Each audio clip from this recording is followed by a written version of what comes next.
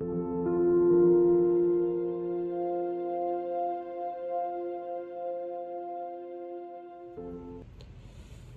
hello, this is Joe with Divine Daily Tarot, and right now I'm going to do the air signs, Gemini, Libra, Aquarius, for the 4-part videos that I'm doing about healing and letting go of toxic past energy, coping with the narcissistic assault, or coping and breaking away from things like codependency, dealing with emotional issues and being stuck with things from the past, so that hopefully some messages may come through for Gemini, Libra, Aquarius to help move past the blockages and some of the things that prevent us when we become stuck in energies of the past. And I'm going to use the Light Seers Tarot deck here. It's a beautiful deck, and it's really ultimately geared for messages and healing and recovery and transitioning. And I'm going to hope that some messages come out. I'm going to kind of go in a circle with the cards, and we'll see what we get. I may or may not read reversals on cards. I read cards, yes.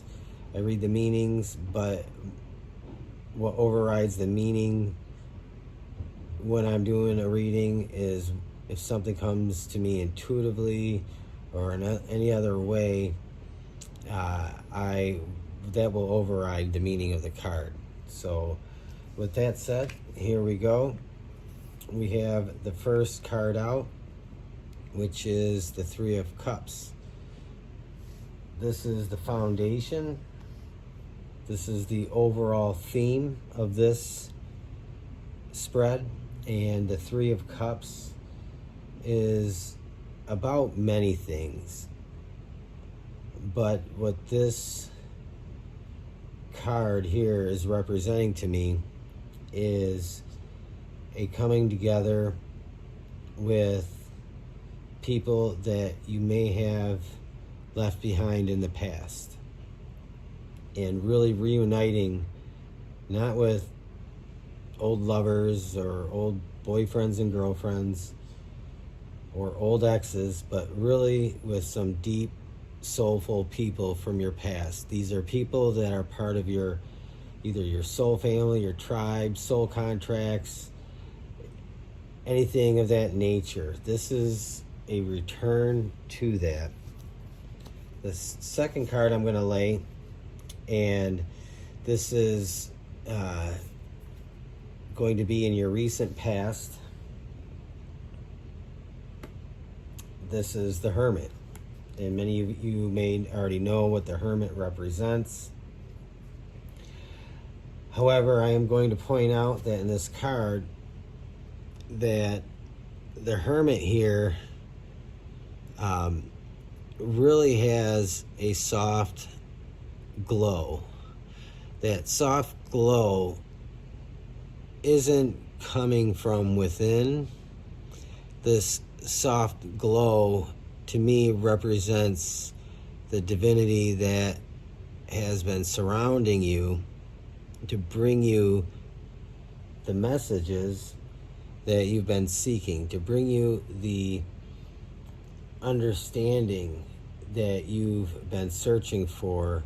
And it really, to me, in the end, coming out of this phase represents an elevation spiritually, to be bumped up a level, so to speak, or to be lifted up somewhat. So in the recent past, you may have undergone some transformation spiritually that has brought you to your current foundation of Three of Cups, and returning to things of the past, people of the past that you may have left behind as a result of negative relationships, toxic relationships, narcissistic relationships, anything of that nature, anything that may have isolated you from the past is now returning, because you're allowing yourself to not be pulled away and isolated from those that are in your soul family.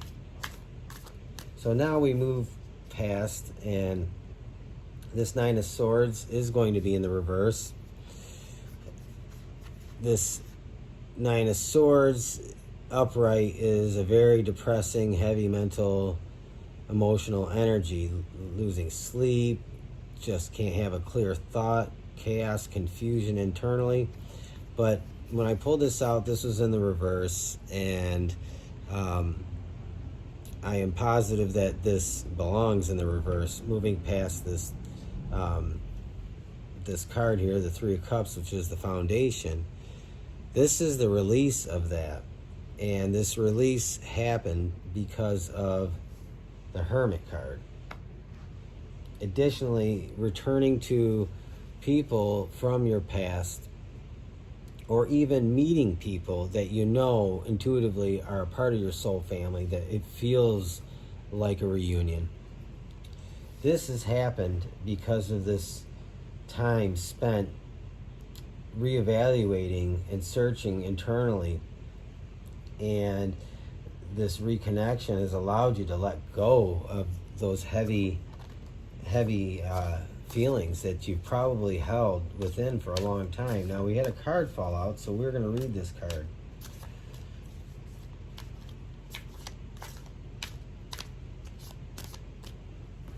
This is the Nine of Wands, and for me, this doesn't hold in this reading the traditional Nine of Wands point of view, I would say, or the traditional Nine of Wands significance. To me, this card here represents you're holding on to one wand. The other wands are forming a barrier. I know I have a bit of a glare. They make kind of a fence. And so you may be shielding yourself from other people. You may be shielding yourself from some toxic people.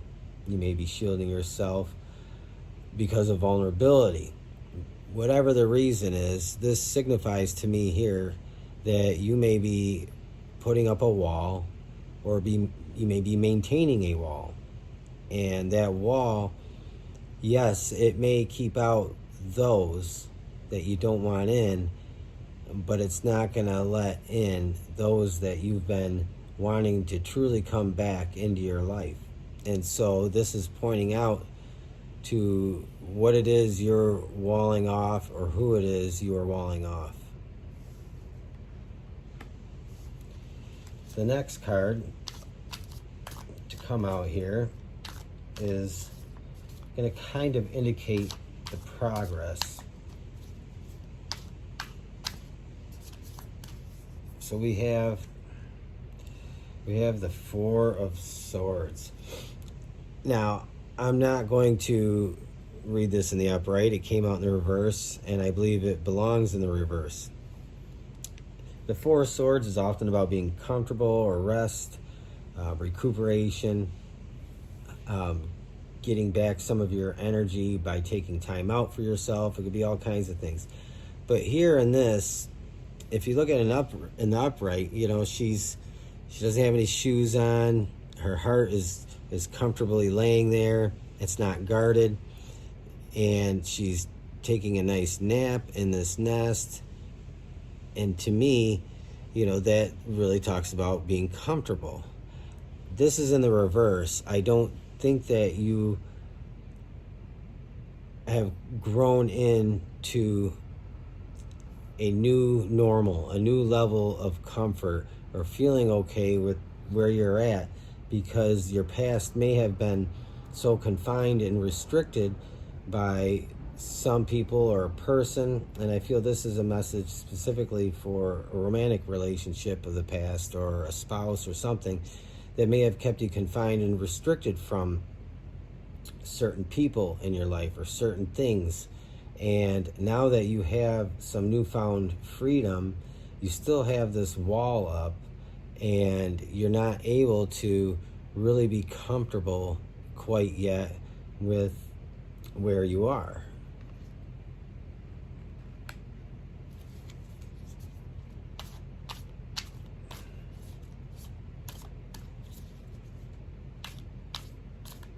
Next out is the King of Wands. Now, the King of Wands is not only just somebody that takes action, but he is a king and he rules a throne. And the King of Wands here is he has dominion over his choices. He also accepts responsibility for what he does. And he also is not afraid to make decisions and to make the tough choices. Behind this gentleman in this card is a lion, and that lion is the driving force behind this king. It represents symbolically who that king is. That lion walks with strength, courage, and pride. And the King of Wands is governing his life with strength, courage, pride, and passion. And so once you get past the point where you are a little bit more comfortable, you really want to find that you'll want to embody this person or this persona, because it's something that your soul is calling for you to step up and do, because you may have had a very difficult time in the past standing up for yourself, for being assertive, for demanding what it is that you want once in a while. You were probably overridden quite a bit. And so this is this passionate desire to be like the King of Wands.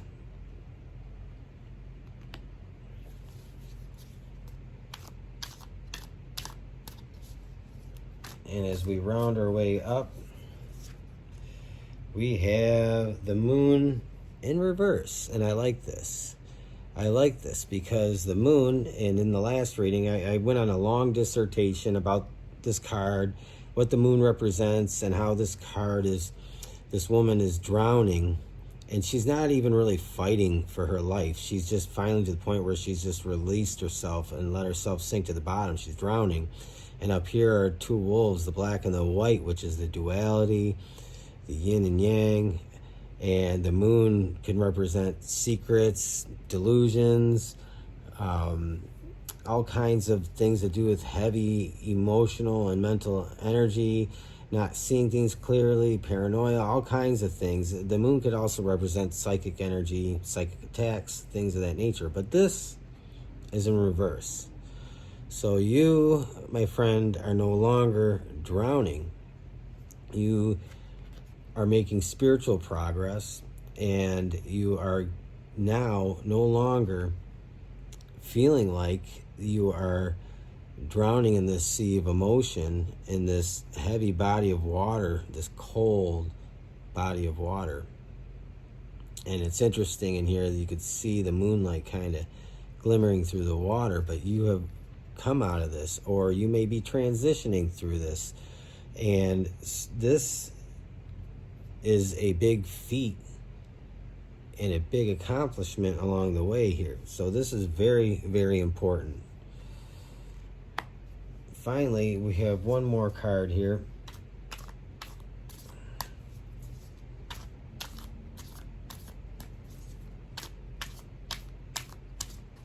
This one is the one that wants to come out, Temperance.